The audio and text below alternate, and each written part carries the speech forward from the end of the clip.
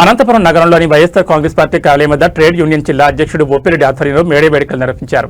ఈ కార్యక్రమంలో మాజీ మేయర్ వసీం, రాష్ట్ర బీసీసీఎల్ రాష్ట్ర వర్కింగ్ ప్రెసిడెంట్ రమేష్ గౌడ్, వైఎస్ఆర్సీపీ నేతలు పాల్గొన్నారు. ఈ సందర్భంగా వారు మాట్లాడుతూ కార్మికుల అభివృద్ధి జగన్మోహన్ రెడ్డితోనే సాధ్యమన్నారు. కూటమి ప్రభుత్వం అధికారంలోకి వచ్చాక కార్మికుల శ్రమను దోపిడీ చేస్తున్నారని అన్నారు.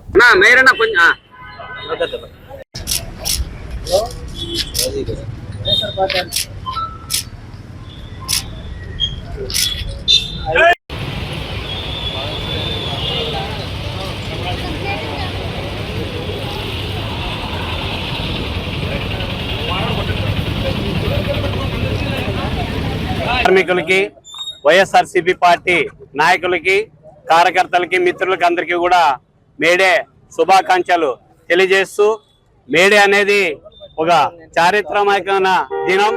ఈరోజు గొడ్డు చాకరీ మేము చేయలేమని చెప్పి పనిముట్లు కిందికేసి చికాగో అనే ఒక పట్టణంలో ఒక మార్కెట్లో బలవంతంగా పనులు చేపిస్తుంటే వాళ్ళు ర్యాలీలు చేసి సాధించుకున్నటువంటి దినమే మేడే అని చెప్పి తెలియజేస్తున్నాం.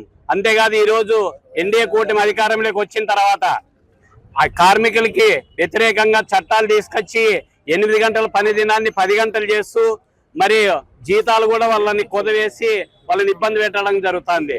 మరి అంతేకాదు గతంలో వైఎస్ఆర్సీపీ గవర్నమెంట్ అధికారంలోకి వచ్చిన తర్వాత వాలంటీర్లు అయితేనేమి, సచివాలయ ఉద్యోగస్తులతో 4 లక్షల మందిని నియమించి ప్రజల వద్దకు పాలన తీసుకొస్తే ఈరోజు చంద్రబాబు నాయుడు గారు అవన్నీ కూడా రద్దుపరిచి ఇబ్బంది పెట్టిన కాలాలు ఉన్నాయి. మరి అంతేకాదు రాబోయే కాలంలో వైఎస్ఆర్ ట్రేడ్ యూనియన్ ఈ ప్రజల పక్షాన, కార్మికుల పక్షాన పోరాటాలు చేసి వాళ్ళకి మద్దతుగా ఉంటుందని చెప్పి తెలియజేస్తూ, ఈరోజు ఈ యొక్క కార్యక్రమానికి విచ్చేసినటువంటి నాయకులకి, వైఎస్ఆర్సీపీ పార్టీ నాయకులకి, కార్మికులకి, కార్యకర్తలకి, మరి ప్రజాప్రతినిధులకి, మళ్ళీ విలేకరులకి, మిత్రులకి అందరికీ కూడా మరో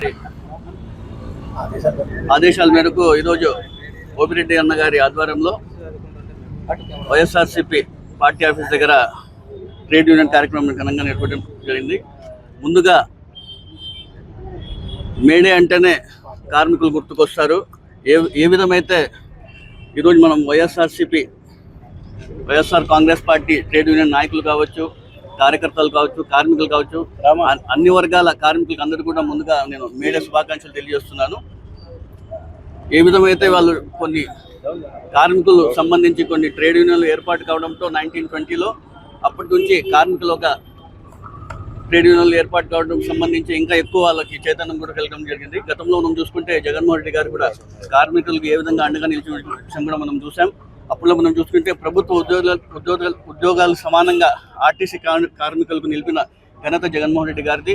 అదేవిధంగా మున్సిపల్ కార్మికులు కూడా వేతనం చాలడం లేదని చెప్పేసి 18,500కు పెంచిన ఘనత కూడా జగన్మోహన్ రెడ్డి గారిది.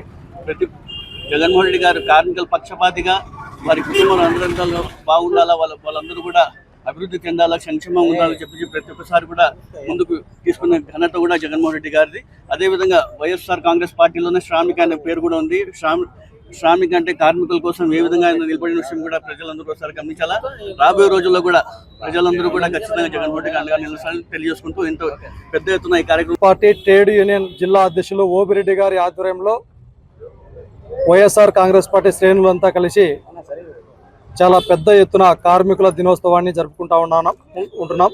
వైఎస్ఆర్ కాంగ్రెస్ పార్టీ జిల్లా కార్యాలయం నందు ముఖ్యంగా కార్మికుల యొక్క శ్రమ, కార్మికుల యొక్క కష్టాన్ని వైఎస్ఆర్ కాంగ్రెస్ పార్టీ ఎప్పుడు కూడా కార్మికులుగా అండగా నిలబడేటటువంటి పార్టీ వైఎస్ఆర్ కాంగ్రెస్ పార్టీ.